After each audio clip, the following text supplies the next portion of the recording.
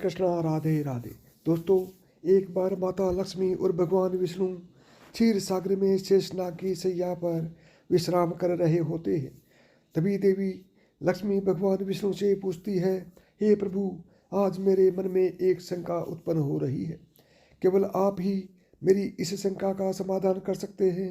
भगवान विष्णु कहते हैं, हे प्रिय, तुम्हारे मन में जो भी शंका हो निसंकोच होकर पूछो, मैं तुम्हारी सभी शंकाओं का समाधान अवश्य करूंगा। देवी लक्ष्मी कहती हैं, हे प्रभु, किस श्राप के कारण स्त्रियों को मासिक धर्म की पीड़ा सहन करनी पड़ती है? और मेरा दूसरा प्रश्न ये है प्रभु, एक रजस्वला स्त्री को कौन कौन से कार्य नहीं करने चाहिए जिससे उन्हें पाप लगता है? भगवान विष्णु कहते हैं, हे देवी, आज तुमने मानव जाति के कल्याण के लिए बहुत ही उत्तम प्रश्न किया है। तुम्हारे इन सभी प्रश्नों का उत्तर देव शर्मा की इस प्राचीन कथा से प्राप्त हो जाएगा। इस महान कथा का श्रवण करने मात्र से ही समस्त पापों का नाश हो जाता है।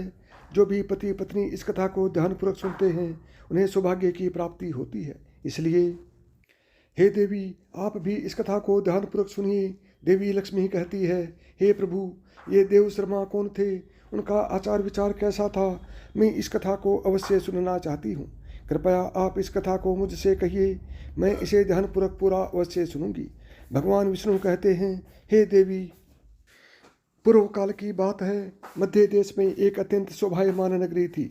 उस नगरी में देव शर्मा नाम के ब्राह्मण रहा करते थे। देव शर्मा को समस्त शास्त्रों और वेदों का ज्ञान था। वह परम बुद्धिमान, गुणवान तथा धर्म कार्य में तत्पर रहता था। सभी वर्णों के लोग उन्हें बड़ा सम्मान देते थे। वे प्रतिदिन यज्ञ, दान, धर्म तथा संध्या उपासना किया करते थे। वे पशु, पुत्र, बंधु, बांधव तथा धन संपत्ति से संपन्न थे। देव शर्मा की पत्नी का नाम भगना था। वह भी अत्यंत चरित्रवान, गुणवान तथा पतिव्रता धर्म का पालन करने वाली स्त्री थी। फिर एक दिन देव शर्मा ने अपने घर पर सत्यनारायण की पूजा रखी और सभी ब्राह्मणों को स्वयं जाकर निमंत्रण दिया। नगर में निवास करने वाले समस्त मनुष्यों को उसने पूजा के लिए तथा भोजन के लिए बुलाया। फिर पूजा के दिन समस्त ब्राह्मण उसके घर पर पधारे। देव शर्मा ने सभी ब्राह्मणों का विधिपूर्वक पूजन किया और उनका आदर सत्कार किया। फिर उसने सभी ब्राह्मणों को घर के अंदर बुलाया और सुंदर आसन देकर उन्हें बिठाकर मिष्टान भोजन कराया। ब्राह्मणों को भोजन कराने के बाद उसने भगवान का स्मरण करते हुए सभी को वस्त्र आदि का दान करके विदा किया। वे सभी ब्राह्मण देव शर्मा को आशीर्वाद देकर वहां से चले गए। उसके बाद उसने अपने परिवार, बंधु बांधव तथा अनेक दीन और भूखे लोगों को भोजन कराया। इस प्रकार से सभी को भोजन कराकर और पूजा संपन्न करके जब वह ब्राह्मण अपने घर के द्वार के सामने खड़ा रहा, तब उसने देखा कि उसके घर के सामने एक कुतिया और बैल बात कर रहे थे। उस ब्राह्मण ने उस कुतिया और बैल की पूरी बात सुनी तो उसे बड़ा आश्चर्य हुआ। वह कुतिया और बैल उसके माता पिता ही थे, जो पिछले जन्म के पाप के कारण इस जन्म में कुतिया और बैल बन गए थे। तब वह ब्राह्मण मन ही मन सोचने लगा, ये दोनों तो साक्षात मेरे माता पिता ही हैं, जो मेरे घर पर पशु बनकर आए हैं। किस कारण से इन दोनों प्राणियों का शरीर प्राप्त हुआ है? अब इनके उद्धार के लिए मैं क्या करूं? इस प्रकार विचार करते हुए उस ब्राह्मण को रात भर नींद नहीं आई और वह रात भर भगवान का स्मरण करते हुए सोच विचार करने लगा। उसने सोचा, मेरे माता पिता की मुक्ति का उपाय केवल मुनि वशिष्ठ जी ही बता सकते हैं। इसलिए सुबह होते ही देव शर्मा स्नान आदि कार्य संपन्न करके मुनि वशिष्ठ जी के आश्रम पर पहुंच गया। आश्रम पर आते ही मुनि वशिष्ठ जी ने देव शर्मा का स्वागत किया। वशिष्ठ जी कहने लगे, हे ब्राह्मण श्रेष्ठ, आज किस कारण से आपका हमारे आश्रम में आगमन हुआ? आप दुखी दिखाई पड़ते हो। आपके दुख का क्या कारण है, बताओ। देव शर्मा कहता है, हे मुनिवर, आपको प्रणाम हो। आपके दर्शन से आज मेरा जन्म सफल हुआ है। हे मुनीश्वर, आज मैं आपके पास एक शंका लेकर आया हूँ। कृपया आप ही मुझे इस दुख से बाहर निकाल सकते हैं। मैं अत्यंत दुखी और दुर्बल हो गया हूँ। वशिष्ठ जी कहते हैं, हे ब्राह्मण, दुख ना करो। तुम्हारी जो भी शंका हो निसंकोच होकर पूछो, मैं अवश्य तुम्हारी शंका का समाधान करूंगा। फिर देव शर्मा कहता है, हे मुनिवर, कल मैंने अपने घर पर भगवान विष्णु का पूजन किया तथा अनेक ब्राह्मणों को और भूखे लोगों को भोजन कराया। विधिपूर्वक भगवान का पूजन किया। फिर मेरे द्वार पर एक कुतिया और एक बैल आ गया। दोनों मेरे घर के सामने खड़े होकर बात कर रहे थे। सबसे पहले कुतिया उस बैल से इस प्रकार से कहने लगी, हे स्वामी, आज जो घटना घटी उसे सुनिए। हमारे पुत्र के घर में ब्राह्मणों के भोजन के लिए जो दूध रखा था, एक सांप ने उस दूध के बर्तन में अपना विष उगल दिया था, जिसे देखकर मुझे बड़ी चिंता होने लगी। उसी दूध से भोजन बनने वाला था। अगर सभी लोग उस दूध को खा लेते तो उनकी मृत्यु हो जाती, इसलिए मैंने उस बर्तन में से सारा का सारा दूध पी लिया। जब बहू की दृष्टि मुझ पर पड़ी तो उसने मुझे खूब पीटा, जिससे मेरा अंग भंग हो गया। मुझे बहुत पीड़ा हो रही है, इसी कारण से मैं लड़खड़ाते हुए चल रही हूँ। मुझे यह पीड़ा सहन नहीं हो रही है। कुतिया की बात सुनकर वह बैल बहुत दुखी हुआ और वह खुद का वृतांत सुनाने लगा। हे प्रिय, अब मैं तुम्हें मेरे दुख का कारण सुनाता हूँ। मैं पूर्व जन्म में इस ब्राह्मण का पिता था। आज इस ब्राह्मण ने सभी लोगों को भोजन कराया, किंतु इसने मेरे सामने घास तक नहीं डाली और ना ही मुझे जल पिलाया। इसी कारण से मैं बहुत दुखी हो गया हूँ। फिर देव शर्मा कहने लगे, इस प्रकार से अपने माता पिता को कुतिया और बैल के रूप में ऐसा बोलते हुए देखकर मुझे बड़ा दुख हो रहा है। मुझे रात भर नींद नहीं आ रही है। हर क्षण मुझे चिंता सता रही है। मैंने कभी कोई पाप नहीं किया है, हमेशा धर्म के कार्य किए हैं, फिर भी मेरे माता पिता को ऐसे कष्ट झेलने पड़ रहे हैं। इसी कारण से आज मैं आपके पास आया हूँ। कृपया आप अपनी योग शक्ति से पता करके मुझे बताइए, किस कारण से मेरे माता पिता की ऐसी दुर्दशा हुई है और उनकी मुक्ति के लिए मुझे कौन सा कर्म करना चाहिए। फिर गुरु वशिष्ठ ध्यान लगाते हैं और उस ब्राह्मण के माता पिता के पूर्व जन्म के कर्मों को देखते हैं और देव शर्मा से कहने लगते हैं, हे ब्राह्मण, तुम्हारे माता पिता ने पिछले जन्म में घोर पाप किया है। उसी पाप के कारण आज उनकी ऐसी दुर्दशा हुई है। देव शर्मा कहता है, हे गुरुदेव, किस पाप के कारण मेरे माता पिता की ऐसी दुर्दशा हुई है? कृपया विस्तार से बताइए, मैं जानना चाहता हूँ। फिर ऋषि वशिष्ठ कहते हैं, हे ब्राह्मण देवता, तुम ध्यान से सुनो। ये बैल जो तुम्हारे पिता हैं, ये पिछले जन्म में कुंडी नगर के श्रेष्ठ ब्राह्मण रहे हैं। इन्होंने एक दिन एकादशी का व्रत करके भोजन किया था। एकादशी के व्रत के दिन इसने दान धर्म भी नहीं किया। इसने द्वार पर आई गायों को कभी भोजन नहीं खिलाया। इसने अपने पितरों का श्राद्ध भी विधिपूर्वक नहीं किया। तुम्हारे पिता ने पिछले जन्म में मासिक धर्म के दौरान ही तुम्हारी माता के साथ संबंध बनाया था और इसी पाप के कारण इसे इस जन्म में बैल का रूप प्राप्त हुआ है। तब तुम्हारी माता के बारे में सुनो। तुम्हारी माता ने रजवशाला होते हुए भी भोजन बनाया। मासिक धर्म के दौरान ही इसने भगवान की पूजा की और तुलसी को जल चढ़ाया। रजवशाला होते हुए भी इसने भगवान को भोग लगाया। इसी कारण से इसे महापाप लगा है। मासिक धर्म के दौरान स्त्री 3 दिनों के लिए अपवित्र हो जाती है। मासिक धर्म के दौरान स्त्री को पूजा पाठ नहीं करना चाहिए। स्त्री को इन 3 दिनों में अपने बाल भी नहीं धोना चाहिए। इससे पति की आयु कम होती है। मासिक धर्म के दौरान पेड़ पौधों को स्पर्श न करें। रजवशाला स्त्री के साथ संबंध भी नहीं बनाना चाहिए। जो पुरुष रजवशाला के साथ संबंध बनाता है उसे ब्रह्म हत्या का पाप लगता है।